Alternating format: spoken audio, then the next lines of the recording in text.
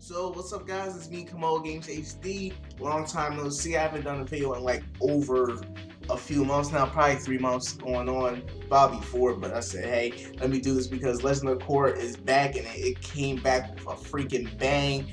I was blown away by this episode. If I can describe it in one word, I have to say KUVIRA. She was the fucking show. She was basically the star of this episode. I love how they set her up as somewhat of a villain. I'm not sure if she's really going to become the true villain, but the way she's going about it seems like she's going to become the villain for Korra this final season because this is the last season, which sucks.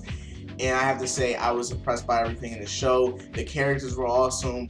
A lot of aftermath from last episode, not last episode, from last season actually transferred over into this season, which was fantastic because a lot of what happened, a lot of Zahir's vindication kind of made him destroy the Earth Nation and make it into more of a unruly no man's land. And KUVIRA is actually a really cool character. She's called the Great Uniter, and you guys probably can guess where this is going. I'm not going to really try and ruin a lot of things like most reviews are doing, but I'm going to talk about a few things.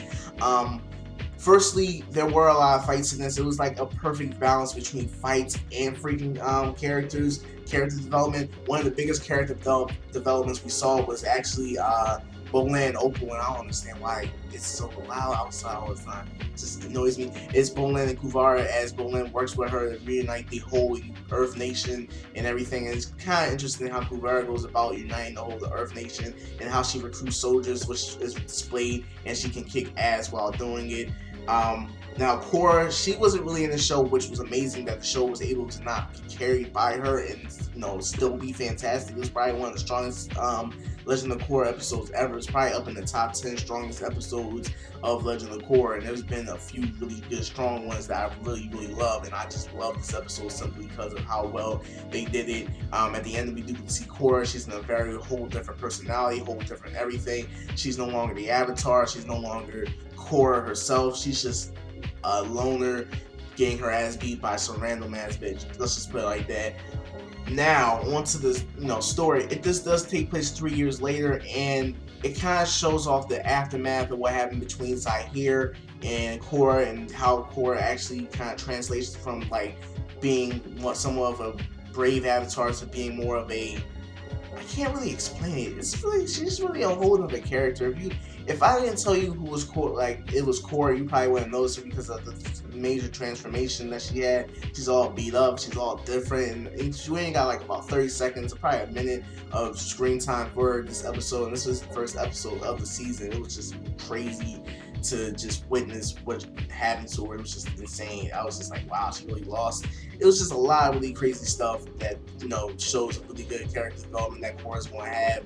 Now, overall, what's happening in the story is actually pretty nice as to how we're going to learn about her, how we're going to see more of Korra throughout the season, and KUVIRA also as a new villain. Bolin's awesome, Asami's okay, Mako, he's just Mako. It's not really much character development there. Now, the Air Nation was pretty nice to see. They did do some fighting. Yet again, I'm not really trying to spoil a lot, but there is a lot in character interactions between the Air Nation and the whole Great Uniters and stuff, and KUVIRA and a lot of things and how she plays out. We do get to see new characters such as KUVIRA, as I said multiple times already. We get to see Opal's brother, not really, still don't know his name. We do get to see Opal yet again, which was really fantastic to see.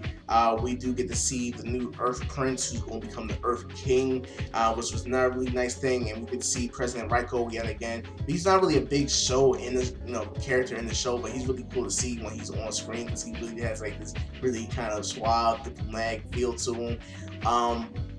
Excuse me. We did go to see Tenzin and his family. Not really a lot of dialogue between them. We did get to see so I gotta put this. It was a lot of really funny things. It was like between the family. I forget the little kid's name.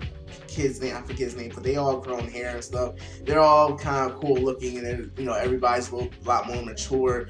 I'm trying to think of his name. I can't think of that little kid's name, the Tenzin's son's name. I can't think of it. But everybody's just more mature. It's really going down a darker path than I would have expected from a show like Avatar. But overall, I really highly suggest you guys watch this episode because it's really good. I'm not really trying to spoil much because I do try and want you guys to experience the feelings I experienced, which were fantastic. Truthfully, I give this episode a 9. The only thing that kind of pissed me off was the whole Mako being the bodyguard thing. That wasn't really that epic. But outside of that, this episode was fantastic. You know, they really had everything down. A lot of Zahire's actions crossed over into this one in a huge way. Like, it just shows the will of one man and what he's able to do when he's, you know, given the power. And it was just fantastic to see. Can't wait to see more KUVIRA. Hopefully you guys enjoyed this video. Please subscribe and peace.